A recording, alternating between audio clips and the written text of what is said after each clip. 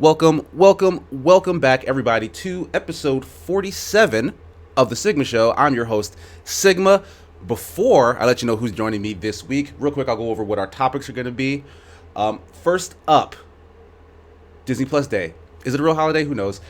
Disney made it up, and they announced a ton of stuff that some folks are probably interested in. I'm not sure. We'll ask the panel. After that, some developments have happened in the business world. Roblox essentially has overtaken Activision Blizzard as the most valuable video game company in the world. I think we'll get into that, the nitty gritty, what that means for maybe the future of games, etc. But here to talk with me about those things are Blue Bones, What's going on, everybody? It's your boy Blue. Rexicon Jesse, Aw, good time of day to you all.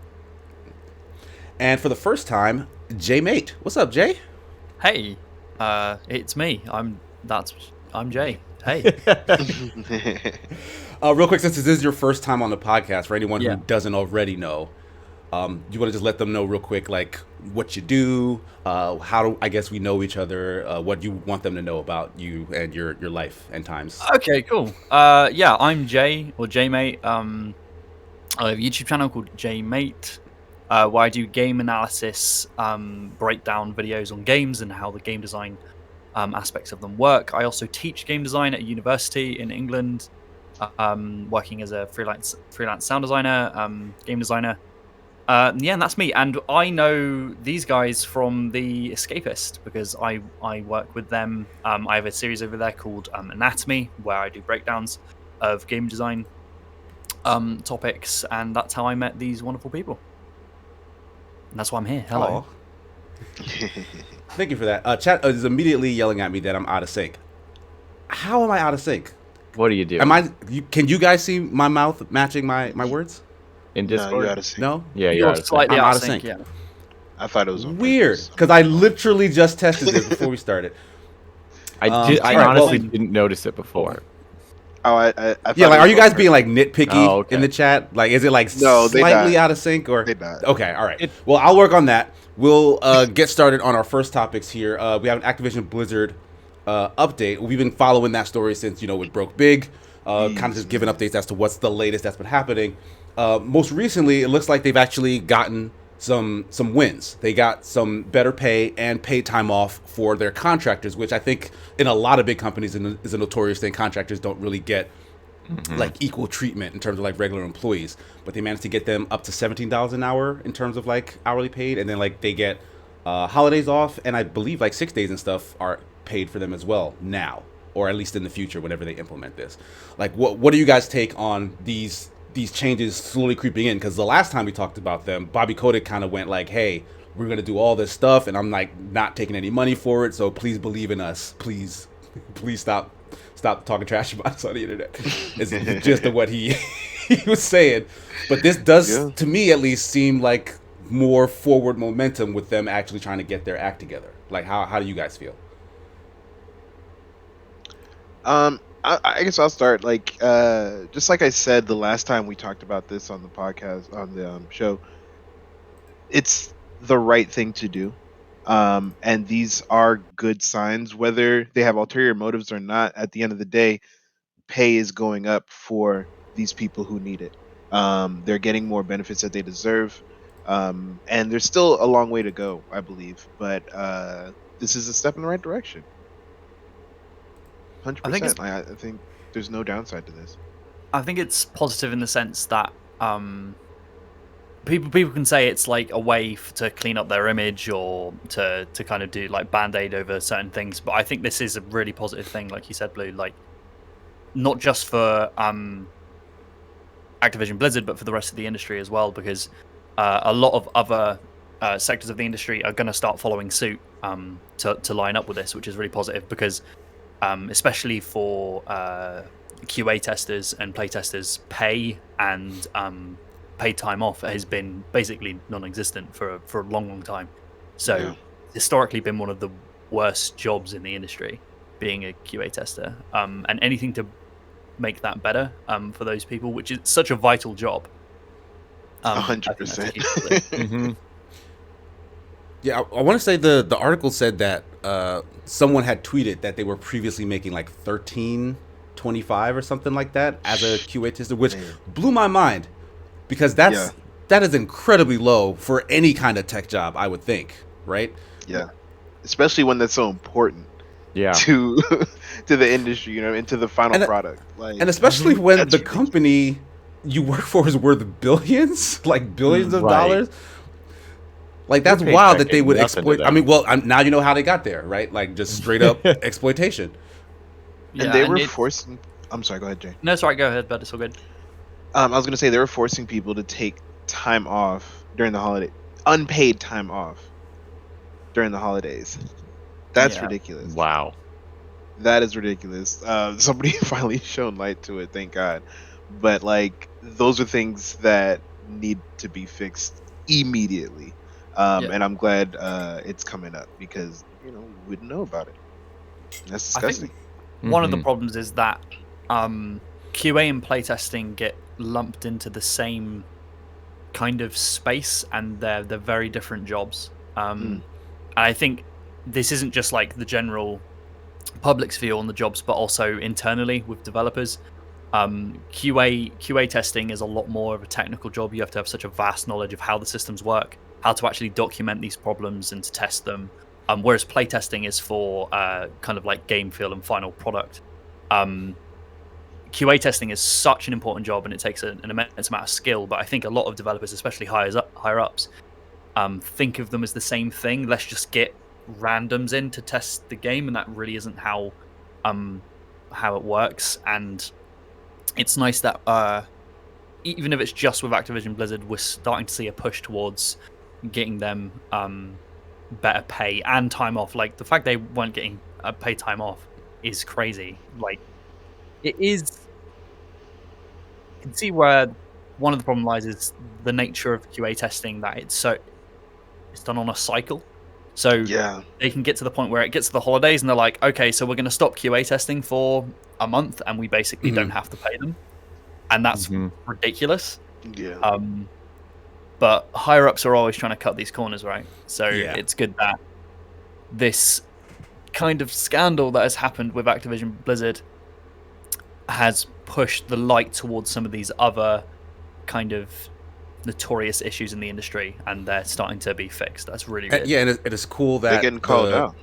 Yeah, and it's like the contractors didn't get forgotten about, because I feel like that's like I used to work at Verizon Wireless. Verizon is a massive company as well, and I was lucky enough, even though I did not have the experience, to get hired in as like a regular employee. But they also had contractors that did similar work to me when I was first starting out, and there was this energy of it's them versus us, because the contractors very much want to get hired in, and then like the other staff is like, well, if the contractors can do this job, then that means that I'm less valuable, right? Like, why did they hire me at full time if the contractors can come in and just basically take my position, right?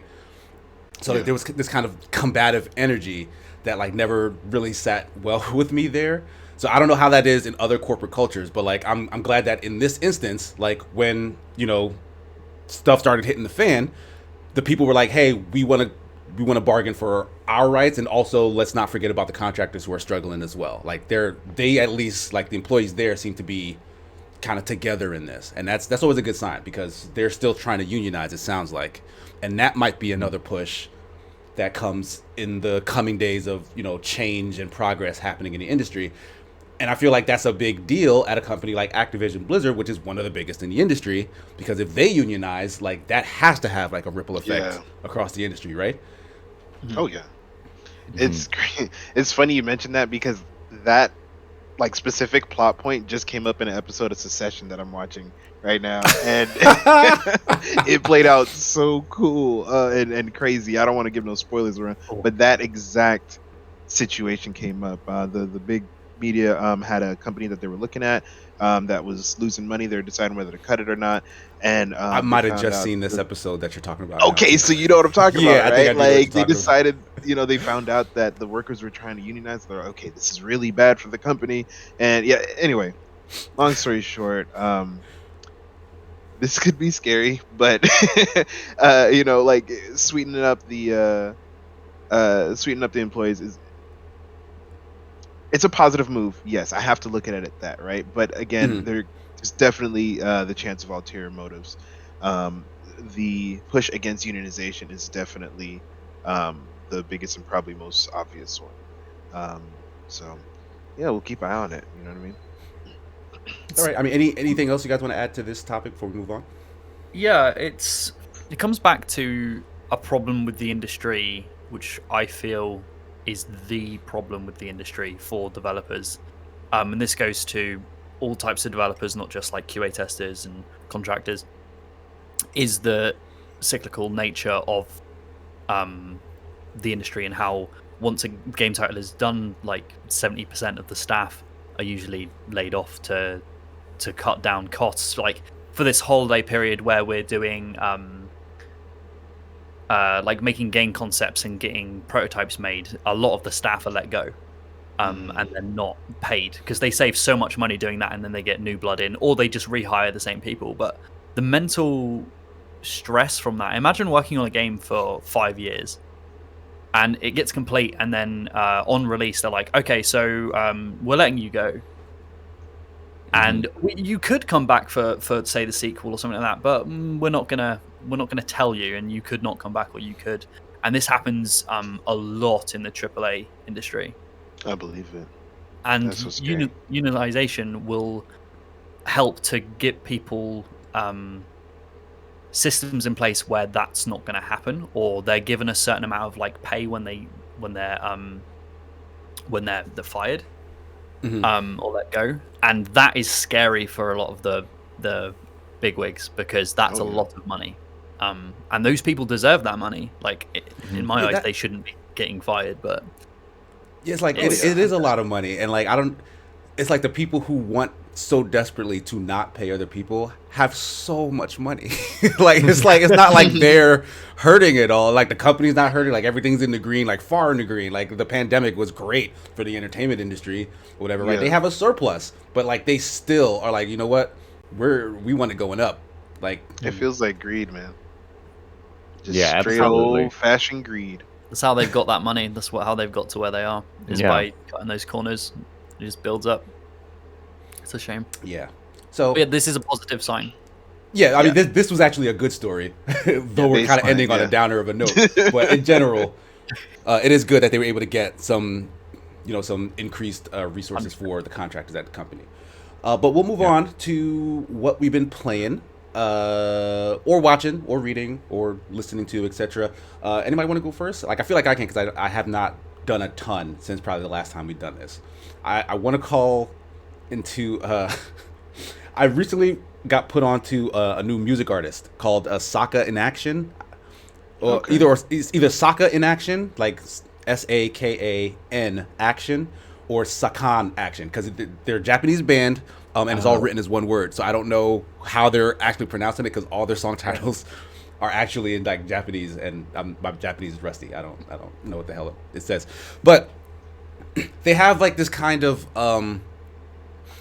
everyone is listening to Silk Sonic right now, right? Like this kind of old 70s-ish style with like Bruno Mars and Anderson .Paak. They sound like that. Like, and it's surprising because like it's a Japanese guy and he has a amazing voice. I don't know what he's saying, but it has that same kind of like old school, like jazzy, that like funk. vibing energy. Yes, like real funky. Yeah. So, some of their music is a little more electronic, but if anything, look up the song "I Can't Forget." Like you type in Saka in Action, "I Can't Forget," or type in Saka in Action, "Holy Dance."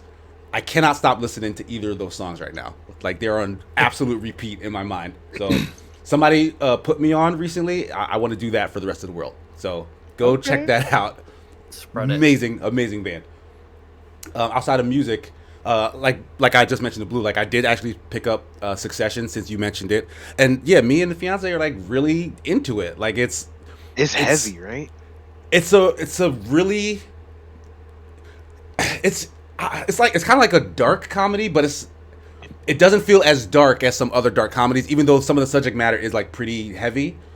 Yeah. But like even though all those characters, like every single one of them, are like reprehensible and like unlikable, like deeply unlikable, Yes. you Yes. still are like pulled into like what they're doing to each other, and like you kind of want wins for them, like despite like how they behave and stuff. So like it's a really interesting show. It gives me like late season Breaking Bad vibes, where it's like, okay, all these people I hate them, but like still like still I kind of want to see where this goes. You're invested. Yeah. And I think that's pretty much it. I can't really think of any new games. I mean, I did start some Forza Horizon 5, but I have not played enough of that to like really get into it yet. Like I want to play more, and I just haven't had a chance yet. But it looks pretty. I did want to ask, how far did you get into Session? Did you finish season 1? Yeah, we finished season 1. Like we just started season 2. The end of season 1 was mind blowing, and we're not gonna get too far into it, but I couldn't believe how everything had turned around. Yeah, it was Like it. It was so disappointing. I waited 2 weeks before I picked up season 2. I was. Yeah, hurt. I know what you're talking about. It was like, oh, that is so effed up, but also Yeah. like, this is kind of perfect for like what someone needed, right? Well, where could I watch this? This sounds really good. HBO Max. Yeah, it's on I HBO wish Max. I had HBO Max. Yeah, like outside the states, HBO Max is kind of like not Yeah. a thing, right? No, I don't know why that don't is. have it in England. I might be able to use a VPN, maybe. Very Maybe. possible. Give it a shot.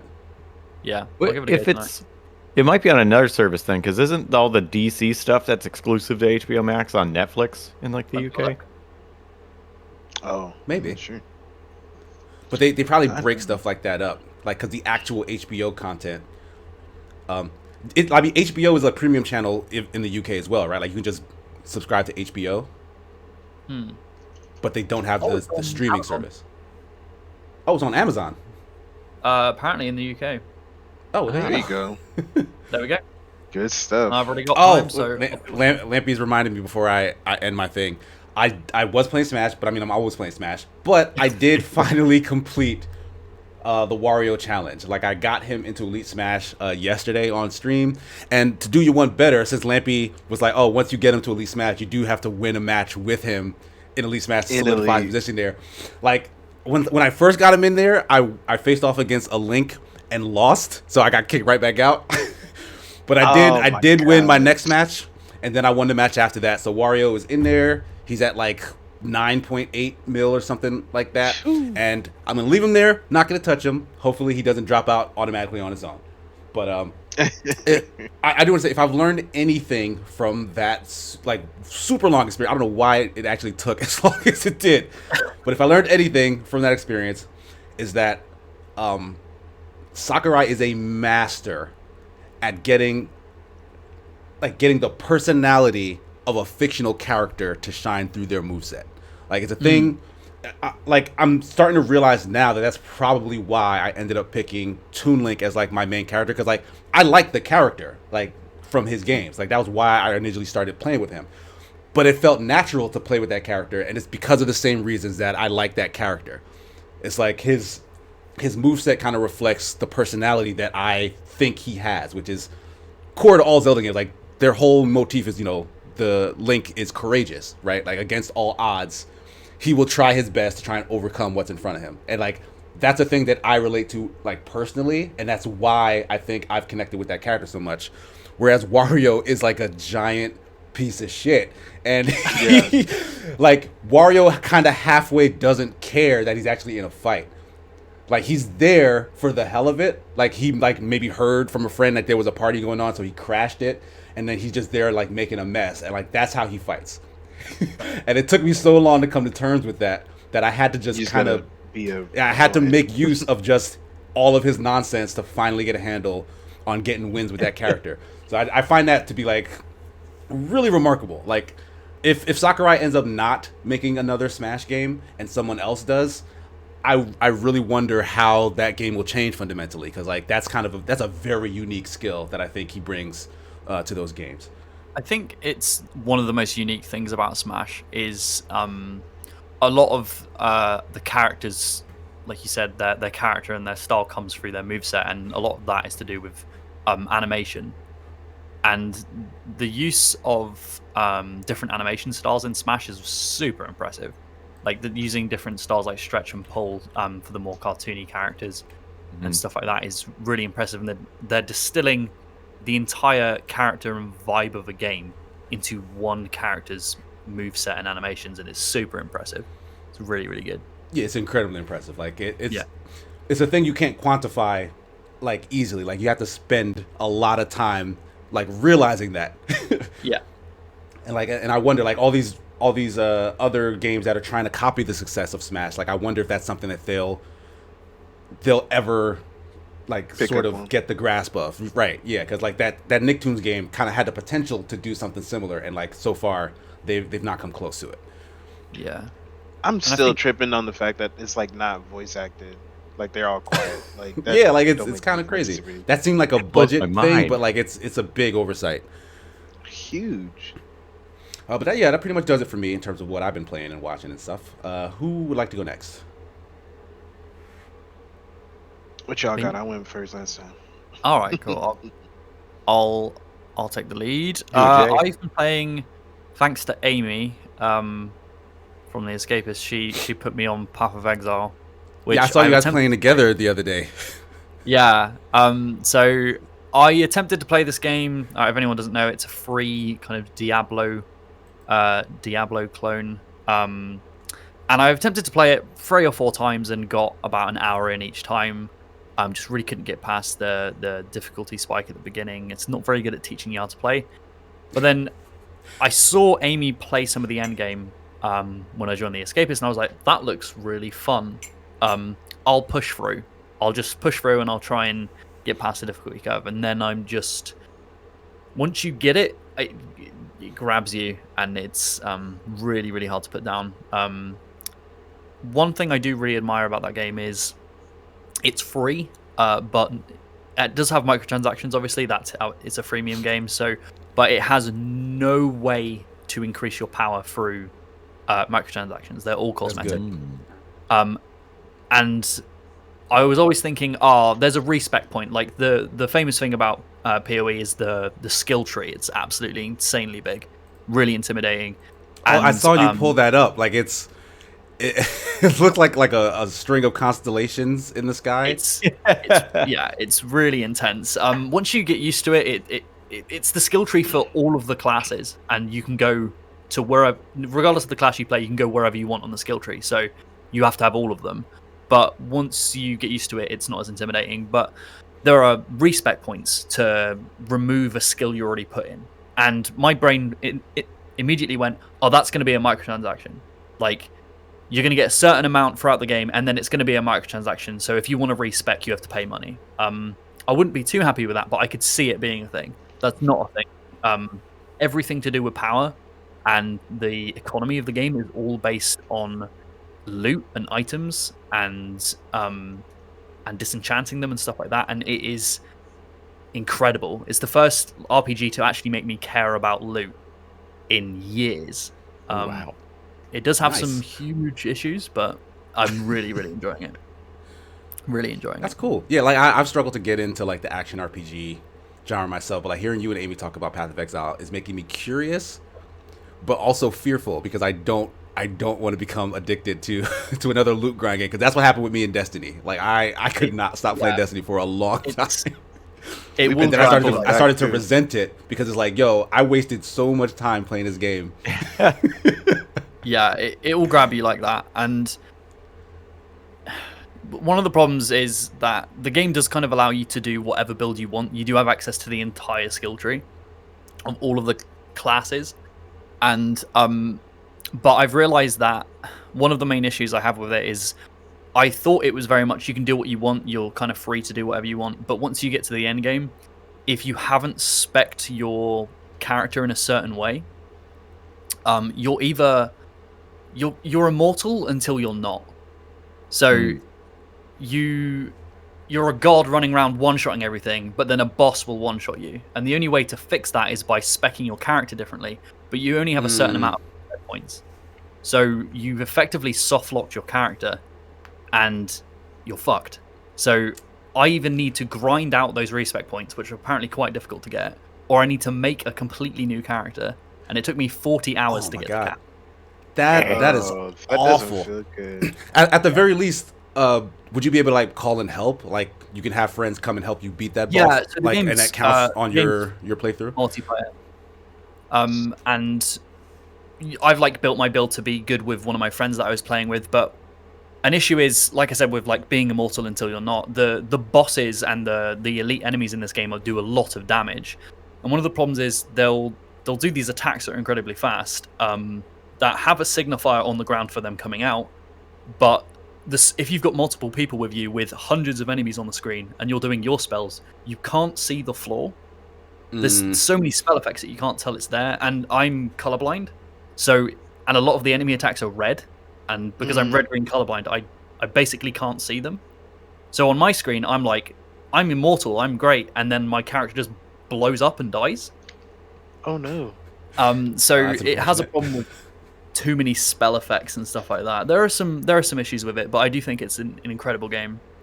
Really excited for the Path of Exile 2. They look like they're going to fix a lot of those issues in that. So they have a sequel coming. Yeah, well, kind of. Apparently, they basically, so it has this really cool system where every 3 or 4 months they add a new league, which adds a new mechanic to the game, and once that league is done, instead of removing that mechanic, it just gets added to the base game.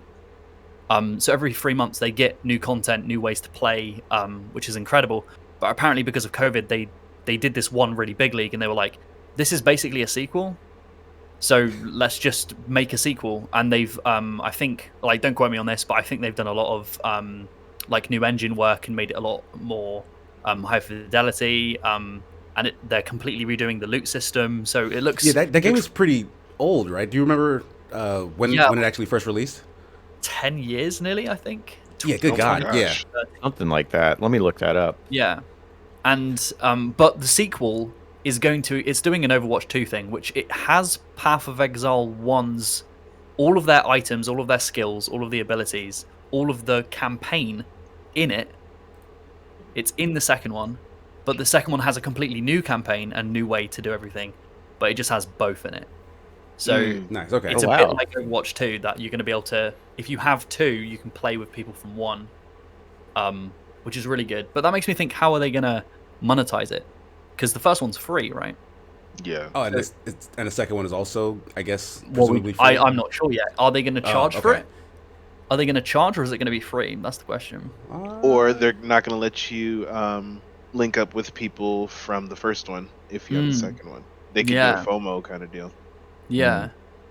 So that's I'm interested to see where that goes. It might fix some of my issues, which is just signifiers and kind of soft locking your character, which is a after 40 hours of effectively thinking I could do what I want, when you get to the end game, you can't. You got to follow a build. Snake in the Garden in chat is asking, how is color blindness not factored into design now? It's so common. Like, do you see a lot of that? The fact that you're a game developer and also colorblind. Like, I'm sure that's something that you notice on a regular basis. It's really interesting in the fact that, so I'm red-green colorblind, and the 2 core colors in games are red and blue. But because I've been playing games since I was like 5 years old, the way I see, I've gotten used to seeing that red and that blue, right? Because colorblindness is really interesting. We can't prove to each other exactly what we're seeing.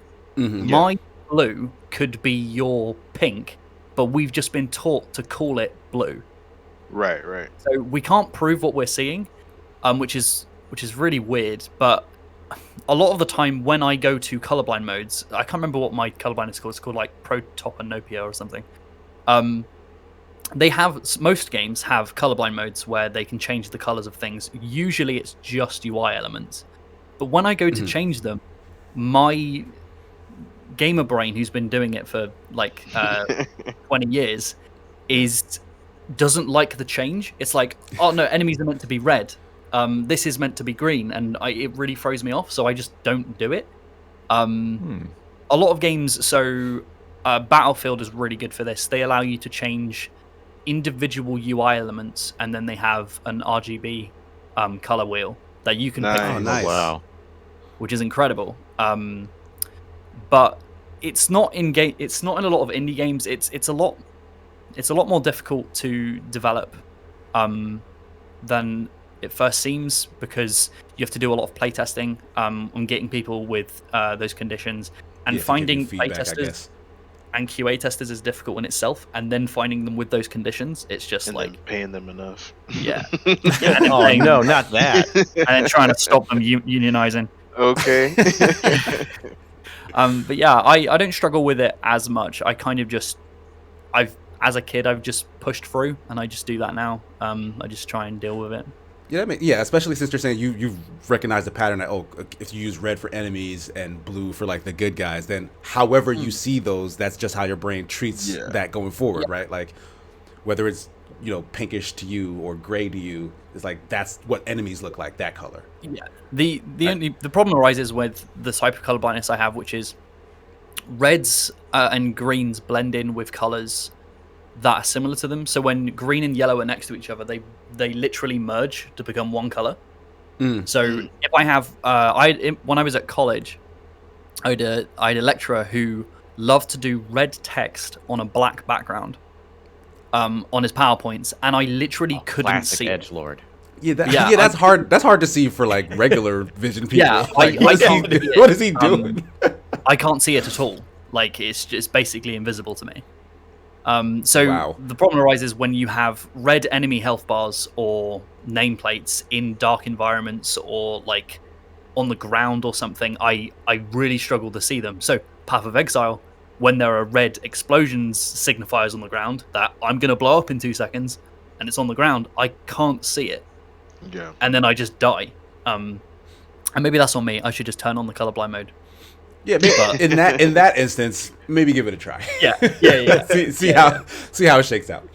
Yeah. But I mean, is that it for you in terms of like Yeah, playing and Path watching? of Exile and just the stuff I've been playing for the anatomy videos.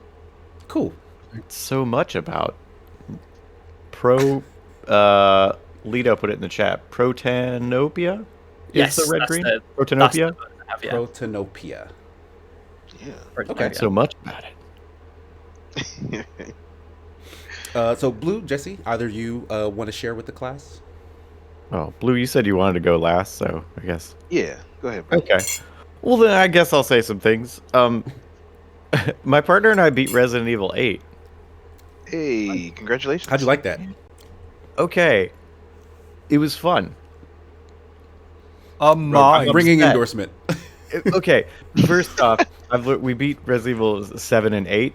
I don't think I like first-person Resident Evil. Like, Oh. freaking Ethan walks around like this everywhere he goes. Like, just take a step back, dude. Your field of vision is like this small, Yeah. and it drives me wild. It made me kind of motion sick for a while. Like, I don't like it. I really need it to back out. He needs to just like stand up straight, stop putting his face directly into whatever he's looking at. Like, that would help. Maybe so he's like nearsighted. he's got to get real close. I feel What were you that. Were you playing on PC, PC. or PC? Is there any way to change the field of view? I don't think so.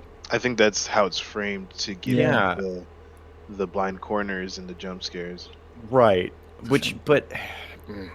And like a bunch of indie games will do field of view. And like that's so nice to be able to be like, let me pull this back a little bit. Just Because it does help with like motion sickness and stuff. Yeah, I get motion sick from field of view problems. Yeah, The those, actual game.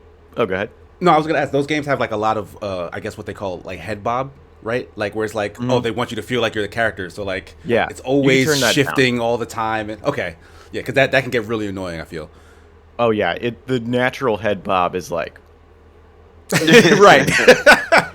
you're walking like the person from whatever that video is, like late to the meeting or whatever, where it's like doing this. So it's but the go ahead. Did you enjoy it? Yeah, the gameplay is fun. That story is dumb. If Chris would have said, "That ain't your wife, dude," sorry, spoilers. The whole game wouldn't have happened. Mm. Yeah. It's so I hate when there's like a stupid. super easy solution. Yeah. Oh, big I problem. feel like there's a Yeah. narrative term for that, and I've jump. forgotten it. Time or travel. multiverses. Bad writing When the is a character narrative term. withholding information just so there can be a plot. Yeah. It's something in that there's a funny term for that exact issue, where it's like the problem could be solved like in the very beginning by asking a question, something along those lines. Yeah. I'll have Like, to look it up because I can't remember. Maybe someone in chat knows. Somebody in chat might know, yeah. I hope someone throws it out because I am curious. Because I know there has to be, but I don't know what that is. But yeah, the gameplay itself is fun. The story's dumb. Ethan is a terrible character. Spoilers. Don't listen if you don't want to know. I'm glad the father's story is over. That dude is a boring slice of white bread. Like, he's got no good one-liners, but he likes to talk. Like, his one motivation just doesn't. It's just not interesting. He's like, I gotta say, he's saving his daughter. I'm gonna stop ranting in a moment. I'm sorry. No, it's like, okay. keep It's going, I fine. love it. This is He's your like- time. This is more spoilers. He's like, I gotta save my daughter. His daughter is in 4 pieces in jars, and he's like, I'm a saver. And it's like, you're not a scientist. You are not God. What the fuck do you think you're going to do to save this person that is in pieces? Literal. Come with emotion. That is a lot of emotion. I mean, to be fair, the Resident Evil universe isn't necessarily like Earth. Like, there's a lot of shit in that world that doesn't make any sense. So, like, he's probably seen some stuff and is like, you know what? I had a friend whose daughter was like in like 3 pieces, and he put her back together. So, it's just one more piece that I got to work four? with. Can't be that hard. 3 was fine. It's only one more piece. How much harder can that be? That's what, 25% harder? We can do it. Right? Like, yeah, I'll put in the effort. I love my daughter that much more. And then the worst part is he doesn't even do anything to save his daughter. More spoilers. Mother Miranda succeeds with what she's doing, and it just doesn't work. So she's the one that gets the daughter back, and then Ethan is like, woohoo, daughter's back. Like, he doesn't even do anything. Ugh. That was very frustrating. I can tell. But the game is fun. Like, the gameplay itself, that is a beautiful example. If Jay, if you ever want to do a breakdown thing of like story versus gameplay and like how the two can just not work together and still produce something, I'd join you for that one. Like, it's a beautiful example of that because the moment-to-moment stuff is good. The shooting is solid. I like a lot of the monster design. I had some problems with the pacing, but like in total, but like the castle is really well done. The village, the way it's laid out is kind of confusing, which I feel like was good because I had to keep checking my map. And it made me a little nervous just from walking around because I wasn't exactly sure where That's I good. was. That's what you want, I guess. In Yeah, so like they know what they're doing. There's some good stuff in there, but boy howdy, they need to hire some better writers. I don't know. People love the Resident Evil lore and story. Like, people get deep into that. They're making the TV show around it now because it's that popular. So, you know. But I mean, I'm one of It ain't those broke. people. I like Resident Evil lore. I feel like collecting 4 baby part jars fits well into a TV show formula. You can get a jar in it. Yeah, like like one jar a part of season. it. Okay. Yeah, 1 jar a season. jar Oh, a we Terrible. got the babby foot. End of season 1. Do they like put the jars next to each other and the jars kind of like? They're Yeah, like that's the floating, poster as pieces well. just floating, like, oh my Yeah, gosh. the poster is the They- jars sitting there. I can see it. They change that part of the intro every time there's an extra jar floating. Oh, my oh no. Yeah, Oh, they Baby do the thing where every jar has like a musical accompaniment, so you get the full song okay, hold on. at Now the this end is when you becoming got a all good the idea. jars. Yeah. This is actually kind of working now. Like the first one is the drums, right? The second Right. one is like the bass line, right? Oh man, we Vocals can come make in. this show. You got vocals and the melody. You know, No, I'm riff thinking on about the top. baby jars having instruments inside them, like the Yeah, army no. playing the bass. Oh yeah. That's Just hear, like terrible. very faintly. Yeah, it's muffled. It's got a low pass filter on it because the music's coming from inside the jar. So like, bump, bump, bump. The Oh, final someone- episode where everything's collective together. It's the baby's just playing every single instrument, and it doesn't Oh, have the low no. Yeah, it pass does- it does filter. the JoJo It's one of thing. those like little like all instrument like band Like things. a you know? one man Oh, yeah. band. It's like the crank. Yeah, It's the like harmonica going off. and the It's all jars, and it does the JoJo's thing where Dio comes out, but the baby comes out the jar and forms, and he's got the one-man band, and he just starts Oh playing. my gosh, this It's guy like the shock. dark It's been the and same weird. intro the entire time, and then he forms on just one episode. Chat's on board. They want this made. Yeah. Yeah. Why aren't we They writing should. Resident Evil 9? More my baby God. jars. I think that's what was missing. More, but Yeah. yeah. Not enough. That could be baby the jars. subtitle. Resident Evil more baby Put jars. some baby jars on there. Yes, Wait, I like it. and because it's Resident Evil 9, there could be 9 jars. Oh, gosh. yes. It's all connected. Man, I Yep. love this idea. That will never happen. Does that do it for you, Jesse, or there's more you want to share? I mean, I feel like I talked too long about RE8, and so who cares what the rest of the stuff I'm doing with my life is? I can. Oh man. that's not It's true. my Everyone- time. Everyone cares. We care. Oh, thanks. But even so, Blue, what you got? Okay. If you imagine like yeah, you've seen those videos of like kids jumping in pools that are really shallow, but they think it's super deep and they're just like panicking. You know what I mean? Yeah. Like that was me when I started Streets of Rage 4 with my cousin. Oh, yes. Now I have never like really beat a side-scrolling game like that in the past because they've just been insanely difficult for me at that age. Well, they so were when my cousin difficult on told- purpose. Those used to like steal Yeah. quarters from you in the arcade, so That they were too. like built to do that. So I had a lot of anxiety and I didn't really like that genre. So my cousin told me he's a huge like fighting game fanatic, especially old school fighting games. So he said, "Let's play Streets of Rage 4." I just got Game Pass and we were trying out the cloud stuff. I was like, "Okay, cool. I'll do it." Man, we ran through that in like 2 days and I felt so good when I finished it though. Yes. And it was like one of the things I loved about that game is that you can switch characters between every level and it meant nothing. It meant absolutely nothing. And I loved that. Like I had so much freedom and all of them were inside the story. The story was just here's how we get from this place to this place. And I'm like, okay, cool. I'm down with it. Like and yeah, you know, I always celebrate finishing a game whether I liked it or not. And so yeah, Streets of Rage 4, finished it. I liked it. I'm probably gonna be playing more. He said, you know, like the more the difficulty comes with gathering a high score. And I'm like, okay, now I can see where that kind of grind comes into. Do you feel like you Um, overcome something when you did it? Yeah. 'Cause you said you were struggling with that when you were younger, and it gave you anxiety to. Oh play my it. Do you feel gosh. Like you overcome something when you completed. it? Like, you know, Sigma was talking earlier about getting Wario into Elite Smash being a huge weight off his shoulders. I think that's how I felt when I actually saw the victory screen of a side-scrolling game. You know what I mean? I was like, oh my gosh, it can be done.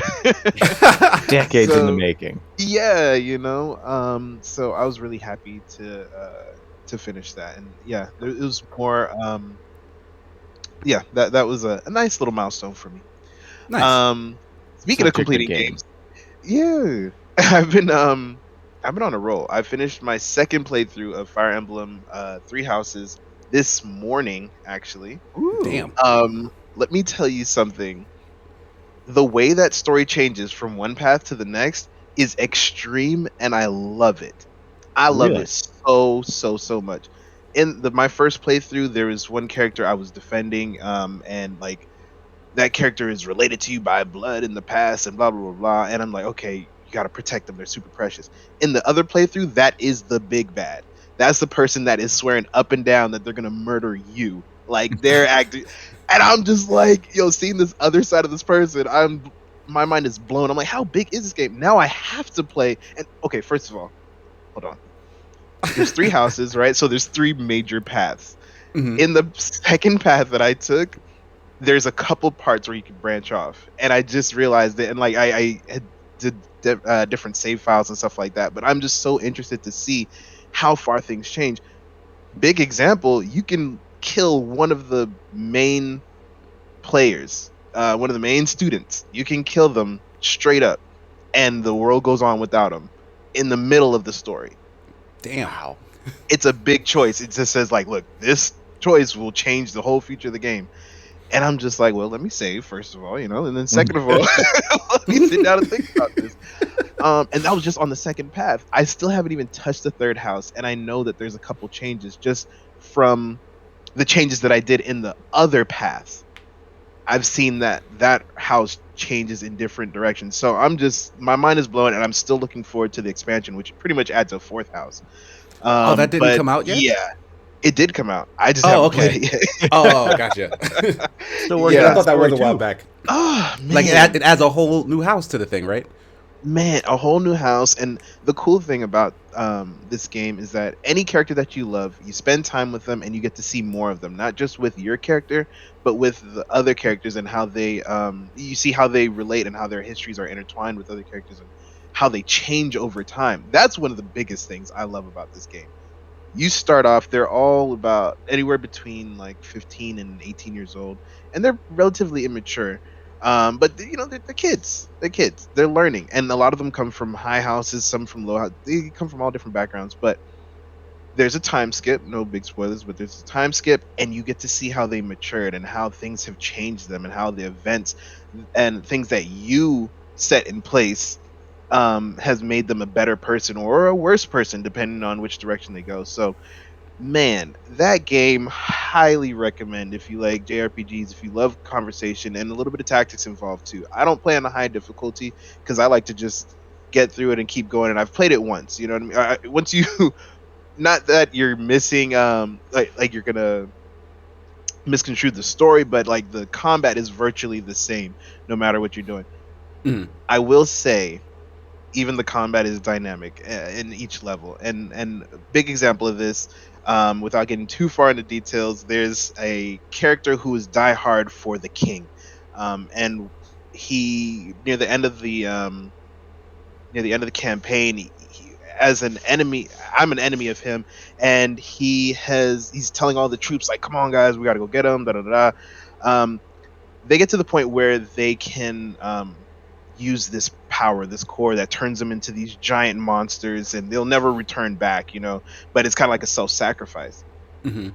on the field. And I saved and I went back on the field. If you get close to that character, he uses the core and turns into the monster. But if you like snipe him from afar or use some magic from afar, he won't turn at all, and it changes the dialogue between him and the king as he's dying. It is so crazy. Like Mm. every little thing you do feels like it matters in this game. And even if the difficulty isn't high, the choices are difficult no matter what. So, I mean, there's challenges wherever you want it, and there's so much story to explore. In Fire Emblem Three Houses, like that's my game on the Switch right now. I love it. I love it. Yeah, I had a great time playing through that. I've only done the one house, and I'm still hesitant to like finish it because like that thing where like you get close to the end and you just leave it alone. Bro, I'm Like telling that's you, what I've it's done. so good. But you're making me want to go back and like maybe even start a second playthrough now. It sounds like the narrative, from what you described, like the narrative bleeding from the three different houses and the different perspectives and stuff, sounds like the core of that game. I've been pretty lukewarm on Fire Emblem franchise for a long time, and your description of that has made me want to play it because that sounds super dynamic and super fun. Oh my gosh, I'm Yeah. trying to tell. Like, I can understand your hesitation because Fire Emblem in the past, they've leaned more on the strategy and less on the story. Especially if you're coming from, I think it's Elder Scrolls, or was that the first one, or Sacred Scrolls? I think was one of the big ones on the GBA. That one was the first one they were really starting talking, and you got a little bit of choices. You had Awakenings, you had Fates, and those were going more into the narrative side, but they were still heavy on the tactics. This one, you can choose to be heavy on the tactics, or you can choose to run through this super rich story. Um, I mean, just the big premise is you're a young professor. You might like this, JB. You're a young professor.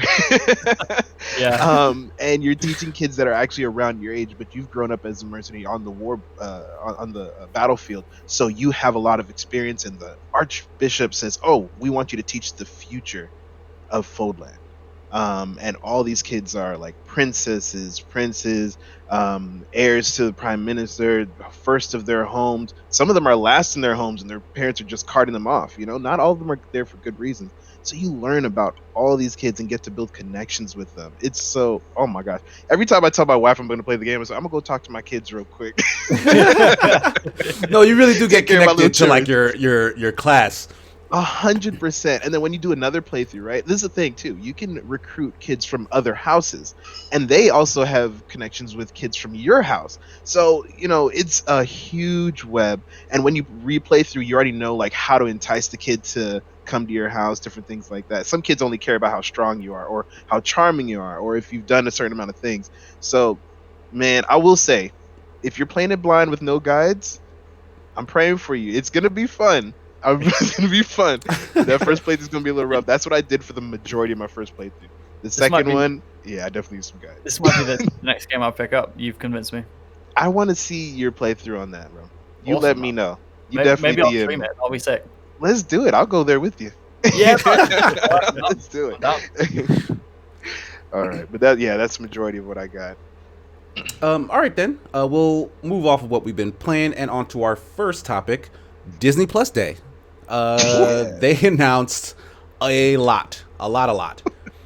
So we won't go through every single thing. Instead, we'll have you guys kind of just pick out what you're most interested in, and kind of just talk, like basically show and tell. Like what did you like? Give me some like your impressions of like what they had to offer. I went first for the what do you call it thing, the what you've been playing. So anybody jump right on in. Let me know what jumped out at you from this, because there's a lot. Hocus Pocus 2. You're on that wave, that Hocus Pocus wave. Yeah, and X-Men. What was it? X-Men 97. X-Men 97. Yeah, that was the first thing I heard about this before I even I was not paying attention to Disney. I didn't know that there was a Disney Plus Day, but I saw that trending on the internet. Like, wait, they're bringing back the old 90s X-Men cartoon? Like, that's ambitious. I'm just excited to hear that theme tune again. Yes. That's all they need. I'm so excited. I have such fond memories. So when the X-Men movies were coming out, I was really into X-Men, and I used to watch the X-Men. They had this, I think it was on Cartoon Network when I was like 8. They would repeatedly play the 97 X-Men show, and then in between it just show trailers for like X-Men: The Last Stand, and I just would spend days watching that show and trailers for The Last Stand. I mean, let's not get into how The Last Stand was, but I enjoyed it as a kid. But I'm really interested to see what they do with this. What are they doing? Are they remastering the show? Are they completely remaking it? That's a good question. It does seem like they're reviving it. Like they're like, look, we want to continue this show, but today. So that, like, if you look back at it, like, that show is still incredible in terms of like its writing and whatnot, but its animation has aged. It looks like like those G.I. Joe, like old school 80s Transformers shows, right? Yeah. So I'm very curious how they'll try to keep that style, because I have not liked much of Marvel's animated output recently. Like, it doesn't look the way the DC animated stuff does. Like when they do like those Batman movies, like those look distinct and they look good. The Marvel stuff looks a lot more childish, even when they're trying to be like mature. Like, it just, I don't know what it is about it. So they've not nailed that down yet. So I'm worried about the look that they choose. But if they maybe try to update this older style, they might get pretty far, because this looks straight up like how I think a lot of characters in the actual comic books did at the time. So if they're chasing that, maybe that can set the tone for like some more Marvel cartoons in the future. Because like, I feel like they've struggled with any series they've tried to release, honestly. Yeah, I'm looking forward to seeing what they're gonna do. I'm also just looking forward to see what Marvel are gonna do with X-Men in general.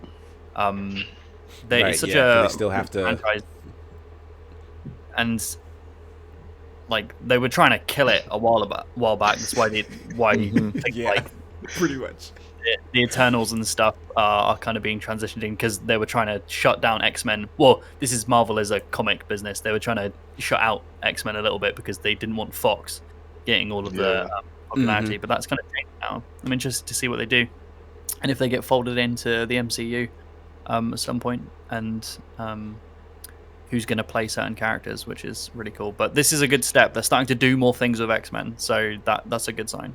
Really good sign. Yeah, they're blowing off the dust. You know what I mean? Yeah, Say there's something here. There's something here. for sure. Yeah, like I would say other than Logan, like the movie Logan, I think this is probably the most critically and fan favorited X-Men thing, right? In terms of like visual media, like not talking about the comics. I don't But, know. like, Juggernaut Bitch was an amazing video. I don't think. When are they going to remaster? I don't think that was sanctioned You by. know what I'm saying? That one was. I mean, that was iconic. No, you're right. But yeah, I don't know if they have any creative control over that. So Yeah. they're gonna have to, they're Okay. sadly You're gonna have to probably right stick with then. X-Men 97. Oh, Z guy says X-Men Evolution was a good series. I agree, that was a good series, but it still doesn't have like the cultural relevance that this older X-Men cartoon does, right? Yeah. So I think like came they out at want the to go right back time. to they want to come back to like the drawing board and just get like galvanized fan support for these characters once again. And this is a smart just way go- to try to do it. Every time a old series comes back in some way, whether it's a good reboot or not, I always think of it as it was in the corner for so long. It was like a piece of coal, and these industries now have the refinement machine, and they just gonna turn it into some kind of diamond and represent it. You know what I mean? And then I think they got this this machine turned on and ready to roll for X-Men. Could be a way to transition fans from coming away from the kind of Fox X-Men mindset, which, like, even with X-Men 97 and stuff in the comics, like, the most famous character, Wolverine, is very different in X-Men 97, and he's more like Yeah. his comic book counterpart. Maybe they're trying to bring a lot of these characters back with that show and get people in the mindset of, like, this is how the characters are going to act if they do like a transition them to the MCU, and then they can That's do very characters possible. instead of just. They're never going to have a good time if they just try to recast Hugh Jackman and somebody's trying to do an imitation of Hugh Jackman's Wolverine. Yeah. I think they need to go a different route and do like really aggressive like beast-like Wolverine, and they could show that in this show, and then it'll be an easier transition for movie fans to be like, oh, that's what he's like in X-Men 97, or Yeah, and so with that with- makes sense. Soft So reset. maybe- I dig that. we'll see. So Willow, anything else I'm- jumping out at folks? Willow. You said, wait, what is Willow? Willow. Have you seen Willow? I don't think I've seen Willow. Okay, so Willow is about this race of little people, and one of them is a wizard, and he has to go and travel to a baby like floats down a river, and he picks up the baby, and it's a human baby, and they're like, oh, what the fuck is this? Like, it's This huge. is Story of Moses, isn't it? And then he's been tasked to take the baby like across the land and give them back. I can't remember the exact plot, but it's a really good film from like the 90s. Stars Warwick Davis and is it Val Kilmer? I think it's Val Kilmer. Yeah, George Lucas produced it. It's a really big film, and Yeah. I can see here they're doing a series about it. So I'm really excited to see a Willow TV show. So it's adapting that movie into a series, or is it Yeah, 'cause more Warwick like a Davis- continuation of the world or something? I'm assuming it's a continuation because Warwick Davis is in the cast list here, and he was the main character from Willow. So I feel like if it was a remake made into a TV show, they probably wouldn't get the main star from that. It's probably going to be a continuation. But it has a really interesting world and magic system in that kind of show. So I'm really interested to see what they can do with it, because I think Disney, with a lot of their shows, some of their shows have been knocking it out of the park and getting really creative. Yeah. So I hope they could do that with Willow. That's me. Kevin. I'm the only person who knows what Willow is, apparently. No, okay. Yeah, I so know. I'm glad you said that, because one of my favorite movies. Trust me, this is going somewhere. One of my favorite movies is called Fanboys. I don't know if you guys have seen it, but Fanboys is about these extreme Star Wars fans who I know want to this go movie. see Yeah. Star Wars Episode 1 before it came out, right? So I'm not going to spoil the plot, but eventually they get to George Lucas's office, and one of the characters sees, I guess, the wand from Willow, and he's Yeah. like, "Oh my God, Willow!" And the rest of them are like, "What are you talking about?" And he's like, "Willow, come on, you know Willow." And everyone's like, "We've never seen Willow. You're the only person who's seen Willow." He's like, "Everybody loves Willow." Yeah, Willow's really good. I believe it. Intense. I recommend giving it a watch. Maybe it was just a lot more popular in England, Mhm. but it was like one of those childhood films that you watch. Like we would always watch like Neverending Story and Yeah. Willow and fantasy films like that. And Willow was one of them, but it's really messed up. Like there's scenes where people get turned into pigs, and it's the most horrific thing I've ever seen. Oh my gosh. Oh, It's that terrible. reminds me of that Witches series, which they also recently remade. Like they were turning children into mice to like eat them or something. I don't Yeah. know. It was stupid, but it was Yeah. scary. As a child, I was very afraid at the concept of being turned into a mouse. Yeah, That's how I felt about Willy Wonka and the Chocolate Factory when that girl turned to a blueberry. I was like, "Oh my gosh, did y'all see that? Like that? What does that it feel looks like? scary." You know, like people was laughing. I'm like, "That looks horrific." Yeah, that's that. Like, that and also like the Rugrats movie where the babies are lost in the woods. Like that is horrific. Yeah. Like these are all man. That is- infants. They're being attacked by wild animals. They're trying to kill each other. It went to That movie gets What real is dark it? for no reason. something of the Lord of the Flies real quick. it seems like Disney-wise, like looking through all the things they've announced, they've got kind of two branches for me. It's sequels or serialization of nostalgia, or new teen shows and movies like targeted towards young teens. And yeah, some of them I'm excited for, but some of them like why are you rebooting that? But I guess it's just because I'm not a fan of those things. You mean you're not a fan of the Doogie Howser remake that they Oh, I'm reboot all about the Doogie They- Howser remake. that I'm they've announced there. on there? I hope it releases in the cinema my because I'm gonna be front row seats. All right, I'm glad you brought that up because here's my issue with the Doogie Howser remake. The original Doogie Howser was a great show. I watched it a lot as a kid, but that show was a drama, right? Like it wasn't like I mean, a I'll lighthearted take your word kids for it. comedy. I didn't think Like, it was a it- kids comedy, but I thought it was a comedy. I mean, it has like funny moments and whatnot, Yeah. and I do think it was targeted towards like teens, but it was a drama. Like serious stuff happened in that show. Like it's even shot like a drama and not like a sitcom. This reboot is shot like a sitcom. Like it's like The Sweet Life of Zack and Cody over here. Like that's what that show looks like to me. You're right. It's listed as an American drama, medical drama. Excuse me.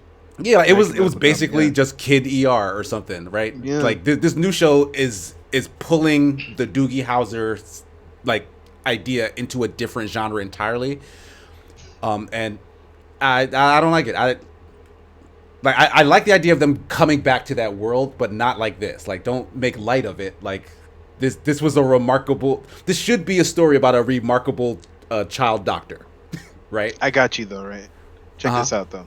How many comedies have we seen today end up on serious notes or have very serious plots going on in the background? No, you're right. That is a thing. But from the way they're shooting this new show, that does not seem to be like the intention. That like they're not trying to subvert the sitcom with this show. They're very much Okay. trying to cheaply make you laugh. The comparison to Sweet Life, I think, was very apt. I think that's. Well, are you looking at the trailer now? Because that's what that's a lot Yeah. like what it looks like. It's interesting to see. Like, I'd love to see demographics. Like, I don't think we're ever going to see them, but a lot of like they're doing shows for like Cars and the Baymax series and stuff like that. And I'd be really interested to see statistics for how much money they're making off of a movie version of something and a show, because Yeah. like if they release a movie, they can release it in theaters and get like a big box office there and get a draw on streaming services. But with a show, because a lot of things are just being transitioned to becoming shows. A lot of the Marvel things are happening, like this Baymax series and Cars and stuff. It's you reckon they make more money off of doing shows? Would think the money comes from the increased merchandising. So like if you have a movie and people get into the movie and it's like cool, but you do a show and now you have more people interested in it because of a different audience seeing it, and then you can reproduce the old merchandise, make some small changes, and have a wider market for it. Wow. I think it's the didn't think second. about it. Oh, I'm sorry, Jay. No, it's all right. It's all right. I think it's the second best option to a sequel, a full blown sequel. You know, I'm like, okay, not too many people are really trying to see another Ice Age movie, but let's go ahead and do this the series. You know what I mean? Yeah. I think it might also They're doing a be series, because right? It's it's not a movie. new. Like streaming services are the new wave, right? Yeah. Also, because of the pandemic and other reasons, like the world changing, people watch a lot more content just in their house. So like I think cinemas still are like the biggest money makers. Like you make a big giant movie, it can reach the most people, period. But they have their own contained service, which is Disney Plus. So that's why they had the whole Disney Plus day, and they are desperately trying to fill it with a bunch of shit. So people keep paying them to stay subscribed.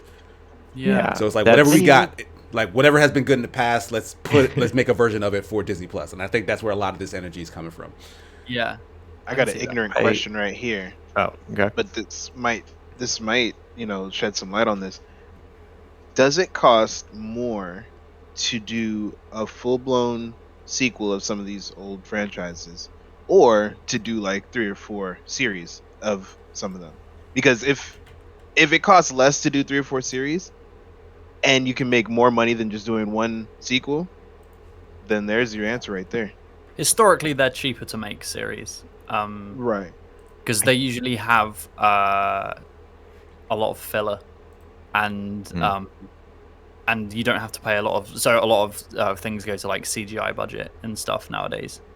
And when you've got a show, you can have 45 minutes of 3 of your episodes be in a room like talking to each other.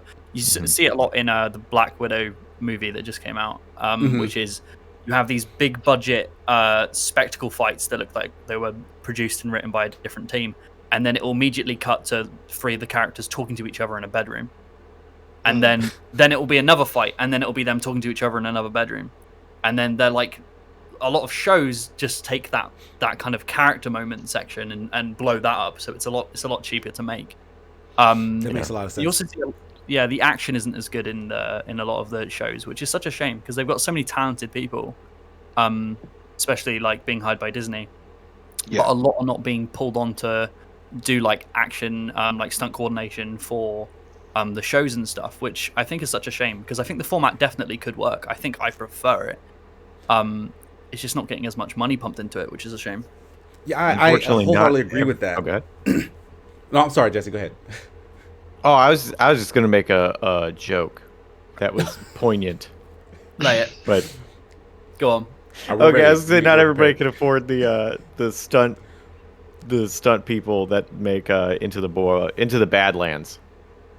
Oh my gosh. Oh, dude, that show had amazing stunt choreography. It was outstanding. Like it My wife keeps outclasses trying to get me everything. to finish that. It sold the whole series because that show was stupid. Oh yeah, Yeah. but the action was awesome. a lot of the show pretty dumb. The action worth it 100%. I That's haven't where I'm seen it. struggling The, watching it. That main character, that kid, Into the little Badlands. edgelord, I can't stand him. Yeah, he's cool. I have another point, but you were saying a thing, so go for No, it. yeah, because I wanted to piggyback on what J-Mate was saying because I noticed that with a lot of the trailers for the newer Marvel shows that are coming out now that we haven't gotten to yet, like the Moon Knight show, the Miss Marvel show, they do look like they're taking money away from the Marvel TV show budget because like the Captain America show and the WandaVision show, like those seem to still kind of keep a lot of like the Disney big budget movie energy, right? Like there were a lot more character moments where they didn't have to use it, but when they did use it, like they were bombastic, like They that went over the early top. like helicopter airspace fight scene with Sam Wilson or whatever. Like that could have been in a movie, right? Yeah. But like these new shows, I mean, they really didn't show much, so I might be talking out of my ass here, but I don't know. Like they do seem just a lot less big budget. And especially since there's so much more of them now, right? Like, I can't imagine that they're just giving more money to these things instead of rather just spreading it across all the different series in a row now. Are we assuming that Disney doesn't have enough money to put big budget into all of these? No, they have definitely enough. Yeah, but will they is the question. Yeah. Yeah. I mean, they I'm have not enough here- to pay all their employees a living wage, but they're not going to. Unionize. I'm all here for shows that are purely narrative focused. Like, in my opinion, WandaVision would have been so much better if they focused on the angle of, well, they did for 90% of the episodes, the angle of grief and overcoming that loss. But then it did turn into a Marvel laser in the sky boss battle at the end. Which it just needed. Like we see it with games. Games include systems and boss fights because it's just what other games do. And that's what I'm seeing a lot with these Marvel shows is they're just, oh, well, we've got to have a big bad because that's just what the Marvel films do and stuff like that, rather than just Wanda overcoming her grief. And I'm all here for shows focusing on those emotional aspects more, but as long as it makes sense for the characters. It makes sense for Wanda, but having like an emotional 10-episode series on like Moon Knight struggling to put on his shoes, it's just, I don't think that's going to work. Oh, he got memory issues. Yeah. Oh no, that's Taskmaster. Never mind, they all look alike. they definitely blend together. Taskmaster and Moon Knight probably go to the same clothing store or something. I think on something I think you were saying, Blue, on which is cheaper, the show or the movie. Well, it was like multiple shows or one movie. That was right. Really, yeah. I don't have the answer to that, but I do think there is a strategic value in why they're choosing to do all of these shows as opposed to movie, and why they're choosing to expand Cars and whatever else as shows. Yeah. Because they're trying to sell their streaming service. Yeah. And if they make a 10-hour show, that's 10 hours of your life that you're going to spend on Disney Plus versus 2 hours of your life. That's another thing I was thinking about too. Yeah. And when they release it as well. And that 10 hours, or even if you just, 5 hours, you get to halfway through it and I didn't like it. That's 5 hours you spent on Disney Plus and didn't spend on Netflix. And if they can do that enough to you, then they'll have it so you find them to be a better value, or you find less value in this other thing, and they're just trying to squeeze the market. And if they release the episodes once a week and you watch half the season, you've stayed there for an entire month. They've just got an entire payment, well, 2 payments out of you for watching half a show. And if they release 10 episodes with 10 different shows, that's another chance to get another demographic of people in. Yep. I can understand why they're doing it for sure. Something I think, Blue, I'm sure you'd love to talk about this, seeing your surroundings and your future. The Star Trek stuff coming up, right? I love Star Trek. Oh man, I must have missed that. Set phasers to no, bro. This Kenobi stuff. Sorry, Jay, you brought it up. Yeah, no, I want to hear your thoughts. I'm down. What's your thoughts on Kenobi? Oh my gosh. Yes, I get hyped for Star Wars stuff, right? But I feel like I always try to come down to look at things practically. I try to, as much as I can. I think this is going to be amazing, and the only reason why I say that, and not just the only after qualifying, he says after qualifying, best thing in the world. The fact that besides he's getting paid, my man, oh my gosh, I'm having a brain fart because I had it up before. Ewan McGregor is hyped about this, and he's been hyped about this since, when people are talking about the series, he's like, yeah, I'd definitely love to do it. But as soon as there was any kind of confirmation, this man was talking as much as he could, right? I'm not saying he gave spoilers, but he was just like, yo, it's going to be good. It's going to be good. And him and Hayden Christensen gets a bad rep because of the plot. Of a lot of the and the script and the writing and stuff, right? Yeah. He's an amazing actor, and I think he's a good Vader. I think he's an amazing Anakin, and I cannot wait to see. The greatest things about Star Wars today, and I'm not going to talk about 7, 8, 9. That's not really what I'm talking about right now.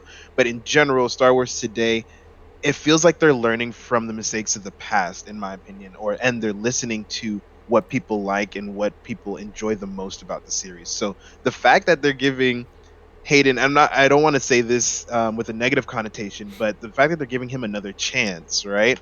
Um, I just know that like every iteration of Vader since then has been amazing. They can't mess it up. They cannot. They literally can't mess this up. That's how I feel. That's how I feel right now. I feel mean, like but how much attention have they paid to Vader? Like usually he's just kind of this figure that is like an ominous presence that they allude to, and like they'll show him in like a cool scene here or there. But like they've not deep dived on like Vader specifically, like since Hayden Christensen played the role, right? Or am I missing something? No specific deep dive. Yeah, that's right. And that's because he shows up in different stories that we're seeing, and he's pretty much the overarching antagonist, like you're saying. Right. This is not going to be a deep dive on Vader, but it's going to be one of the most personal live action scenes that we've seen in how many years. And obviously it's going to be canon, so we're super excited about that. But Obi-Wan's mission right now is to protect baby Luke on Tatooine. If you watch the end of Clone Wars, you know that he just had a run-in with Maul. We won't talk too much about that, but there's a lot on this exile's mind, and he, there's talk that he was crazy on Tatooine, like he started losing his mind, and then he disassociated himself from the name Obi-Wan Kenobi. He called himself Old Man Ben, So I want to see all of that that they've been talking about in episode 4, and just the crossover, the handoff from the past to the future is always super cool to see in these Star Wars stories. So yeah, I'm hyped. It's gonna be amazing. I have his. No, go ahead, Jamie. Oh, sorry, dude. I feel like Star Wars are doing a lot of good stuff with this series stuff. Really, really impressive stuff. They're really letting the creatives take the reins and just make good stories. Which, like, I don't want to get into like the sequels, but you can see a studio influence in that. But the shows, they're just like, right, go make The Mandalorian. I think set a good precedence for this. They let the creatives just take a story, tell it well in the Star Wars universe, and now they're just like, right, this is working. It's amazing what we do if we let our directors and teams make good content. And it seems like they're doing that with a lot of their shows, so it gives me a lot of optimism for Obi-Wan and what they could do with it. I'm really excited. It's that space they keep revisiting that I've actually really liked more than almost any other like mainline Star Wars thing. Like that era of the Clone Wars is super interesting. The era immediately following the Clone Wars is super interesting. So like I'm a fan of that area. Yeah. And if they keep, developing story within it, at some point they're gonna run out of story. I feel like the Obi-Wan series might be the last section, isn't it? Like they've told everything up to they've told everything you could possibly think of. Well, the Bad Batch is still ongoing, which is also hanging out, but that's more of a side story, I guess, right? But like the Clone Wars up to Rebels, and now Obi-Wan, and then Ahsoka eventually. That's all within that same area. Like, so they're going to be closing this loop relatively soon. I feel like. So I'm just curious, kind of like where they go from there. Because they'll either have to move forward, which has been very tricky, as we've seen, or go back in the past, which has also been tricky, but not as tricky as trying to go forward. But I don't know. I see two ways. I see two paths. Just like you said, going forward with what they have established right now with 7, 8, 9, I think that's not a good idea. I think there's a lot of people who regret those movies. While I kind of like them individually, together it's a whole mess. So I think there's not a lot of solid ground to build forward on. I think there's a lot of solid ground to build on the Old Republic series, and they've been hinting towards that. There's the remake of Star Wars: The Knights of the Old Republic coming out, right? So I think that there's stuff there that they can really dive into that has nothing to do with Skywalkers. It's a whole nother thing, and the only connection is just what the climate was like before Episode 1. And that's like hundreds of years before that, so they can really tell a completely different story. Yeah, you're right. Yeah, they can hang out in that time period for sure. Yeah. So, but then that's I don't know, because that would be folks get mad when Luke Skywalker's missing for too long. So I don't know. I mean, that'd be alright. I think just like with what we were discussing with X-Men 97 and how they might be trying to condition people to think about a franchise in a different way. There's shows, especially with my mind's gone blank. The new anime Star Wars show. Bad Batch. Oh, Visions. Oh, Visions. Oh, yes. It's Mwah. such. Could you imagine, like LucasArts or Disney allowing anyone to do that with the Star Wars IP 10 years ago? They wouldn't dream of it. I can hardly imagine it now. Like, Yeah. why did they let them do that? And it might be some of this reconditioning to allow people to think about Star Wars outside of the Skywalker mindset, and can we go forward or back in a way that we can do something unique and condition the fans to think something new isn't, oh, it's not Luke, I'm gonna cry, but like we can delve into this expanded universe and maybe have movies or shows based in the Old Republic and stuff like that. Here's the conspiracy theory in me, right? Oh, They I'm down. tanked the end of it on purpose. They tanked 7, 8, and 9 on purpose so they could go back and just dive into anything else. Bro, Jay, we gotta talk, bro. Yeah, I Like, got that kind of money. they said, okay, let's just switch out directors in the middle of it. Let's just make this character just Like kind of, not what we represented. Let's make this really bad, and then we can just dive into anything else that people have been asking for. It Like, was is all on Palpatine running the Star Wars section of Disney? Like, this evil Sith Lord is like, destroy it. Did you Oh guys my ever watch gosh. the Sherlock TV show, the English one? Yes. Well, I didn't watch all of it. I started it and didn't finish it. Okay, well, season 4 is utter trash. It's really bad. Oh man. And secretly, a lot of it's not great, but it was really bad. And they had fans there who were like releasing posts saying that. So there were three episodes, I think, and they were like, "Oh, they made it bad on purpose because there's going to be a secret 4th episode that comes out, and it's going to fix everything, and it's going to make the show good. And they made it bad on purpose." And no 4th episode ever came out. Oh my It's gosh. just the show was just bad. just straight up denial, huh? Yeah, Like they they couldn't sequels pretend that the episodes were good. They had to pretend that something was gonna come to fix the bad episodes. Like, that's how Yeah, bad yeah. they were. That's amazing. I think Star Wars Episode 10 is way too much pressure for any director.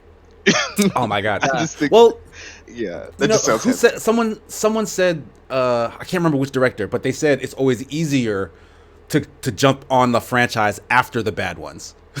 No, but Because, like, number yeah. 10 though, Yeah, I mean, still, like Star Wars you episode, can't like, do that's much just a whole worse. number. You cannot do much worse than the Rise of Skywalker. I mean, put me in the director's chair. I'll show you worse. Yeah. That'd be trash. It's not gonna be He said, good. "How many Star Wipes can you really tolerate?" It's one Star Wipe.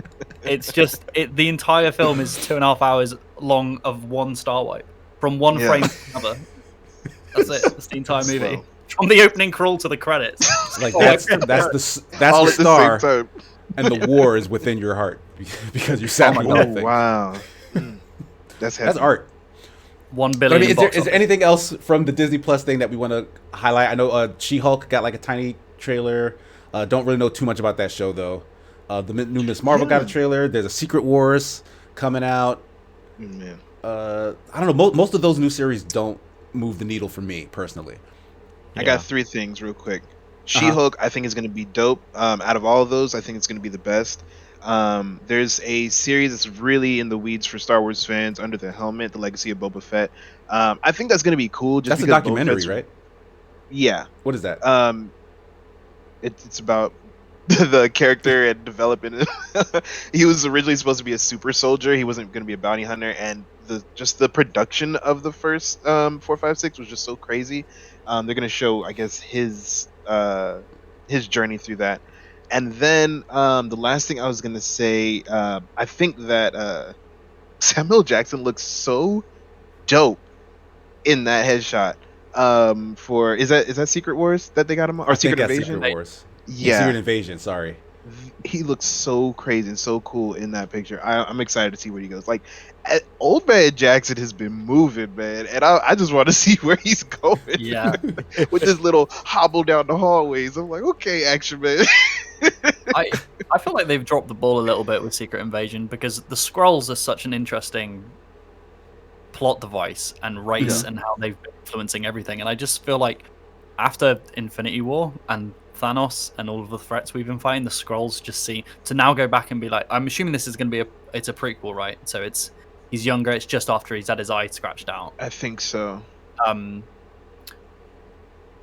And going back to like all the scrolls have been in charge the entire time. We've had Hydra and we've had that story of Secret Society. The whole time. I don't know. I reckon it would have been cooler to do it before we got some of these big bads. But yeah, I'm here for old man Samuel L. Jackson. He's looking. I'll watch it for sure. Does anyone know what Echo is?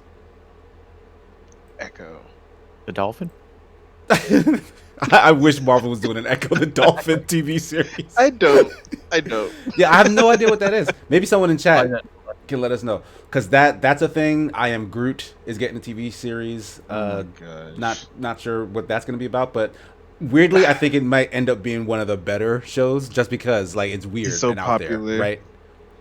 And then Ironheart, which is Riri Williams, like the black girl Iron Man replacement.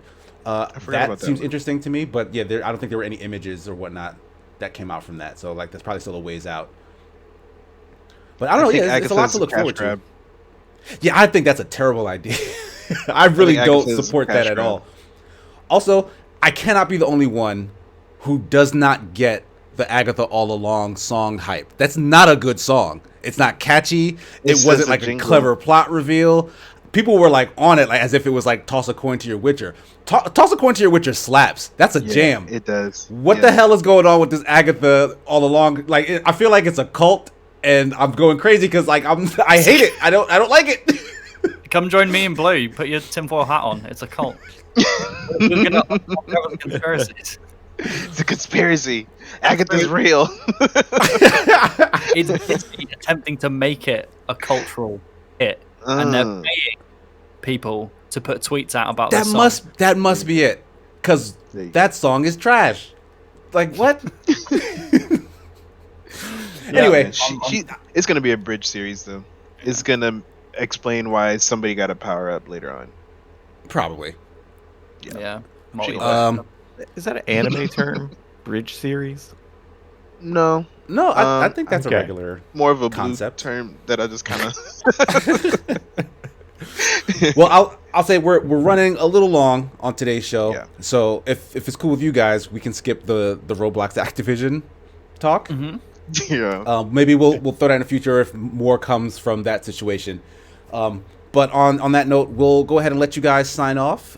Blue, what do you have coming up this week that you would like folks to check out? Let them know. Oh man, I feel so bad because this past Friday we were supposed to run the Free for All Fuser Festival, but my computer was acting up. Obviously, it's back up now, thank the Lord. But so we're gonna do that again. I'm probably gonna move it to like Tuesday, a little bit earlier, because I definitely want to get back into Mario Golf next Friday. For the Free for All Friday. So definitely, guys, get your stuff updated for that Friday on the Open Party channel. But let's scroll back to Wednesday. It's Over Wednesdays on my own channel, where we play Overwatch and we get those dubs. Sometimes we catch L's, but this past week and the week before, we've been doing really amazing. Great team coordination. I'm loving the flow that we get into, and I love the hype in the chat when we get those dubs, and the consolation when we get the L's. So definitely follow my channel and the Open Party channel. You'll see all that fun stuff. I'm Bluebones, BLUB0 NES. Thank you for that, Blue. Jesse, how about you? What do you got coming up this week that you want folks to see? Oh man, all my stuff is on my Twitter, which is right there. And I always forget, sometimes it's up, sometimes it's down. I stream over on my channel, which is the same thing, RexCon Jesse on Twitch. I had plans today. Maybe I'll do some streaming instead, though. And I stream Mondays and Tuesday mornings. Right now I'm going through Code Vein, which is really cool. Nice. Yeah.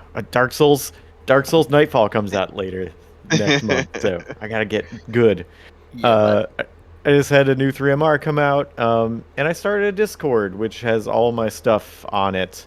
with the stuff I do for RPGs and all my streams, and then some other people in there. So it's a cool group. There's links for it on my Twitch and stuff, so you can join if you want to. There are rules. Please follow them. If not, then you will be gone. I gotta find that because I will absolutely join. You gotta join. I need that link. Send us that link. Okay, I'll actually drop it. Yeah, Right throw now. it in Why one not? of these chats we got going on here. How about you, J-Mate? What do you got coming up that you want folks to look at? What do I? Yes, I have for anyone who follows, I work over on The Escapist. I have a new Anatomy episode on Sekiro coming out tomorrow for early access members. And I have also started a podcast on my own channel called Game Design Discussion Time, where it's very similar to this, but focused on game design and game design technique and stuff like that, which first episode airs tomorrow on my channel if you guys want to check that out. Cool. But that's me, yeah. Nice. As always, you guys can find me at SigmaGears9 on Twitch and Twitter. Usually Twitter will show you what else I'm working on because it tends to fluctuate and tends to be a lot of different things. But the stuff I can think of as of right now, in just a few hours, Super Smash Sunday will be happening on the Open Party channel. So you'll just jump over there on Twitch or on YouTube because we're basically dual streaming over there nowadays. You can hang out with us, jump into some very sweaty matches if you'd like, but it's always a good time. It's always a great time. I'm pretty sure Ash will be on with me today as well as Jeff. Blue, do you know if you'll be on with us? I gotta check. I'll let you know within the next hour or so. All right, so Blue's a hard maybe, but we'll see. Yes. But outside of that, the breakout podcast that I do with Nick Calandra and Marty Sleva over at Escapist is becoming a live show now. So you'll be watching us and communicating with us on Wednesday mornings now. Like I think it's 10 to 11 Eastern. So convert that for whatever country you're in. That sorry, I don't know all your time zones. No. Give me all time zones right now. Every single one. Listen, bro. And then I should be coming upon the finale of the Dead Space streams that I'm doing with Marty. We're taking this coming Friday off because Marty is busy, and then we may do a longer stream on the next one to get that finished. But we will be trying to go through Dead Space 2 and 3 should you guys meet that goal, because I think the Amy and Nick Gears thing is almost complete. So keep sending in those super chats and whatnot to get that funded, and then the Casey and Marty played Dead Space 2 and 3 goal will be right after that. So once again, just want to thank everybody for coming through. Really appreciate it. Thanks to my 3 co-hosts for joining me today. Love having discussions with you guys. That's going to do it for episode 47. We will see you in the future. Peace. Bye. Deuces. Hi, everybody.